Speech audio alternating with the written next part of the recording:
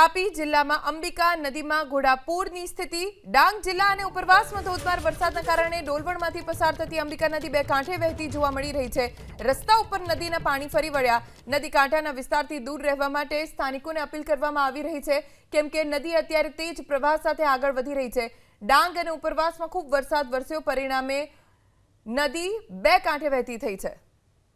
વધુ जानकारी અમારા સંવાદદાતા ધવલ પાસેથી પ્રાપ્ત કરીશું।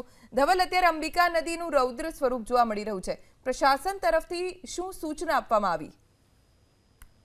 તાપી જિલ્લાના ઉપરવાસમાં એટલે કે ડાંગ જિલ્લામાં પડેલા વરસાદને લઈને જે નદીઓ છે તેમાં ઘોડાપૂરની પરિસ્થિતિનું નિર્માણ થયું છે। ખાસ કરીને પદમ ડુંગરી ગામે ડોલવણ તાલુકામાંથી પસાર થતી અંબિકા નદીમાં ઘોડાપૂર આવ્યું છે, જેને લઈને તંત્ર દ્વારા હાલ કાંઠા વિસ્તારમાં નહીં જવા માટે અપીલ કરવામાં આવી છે।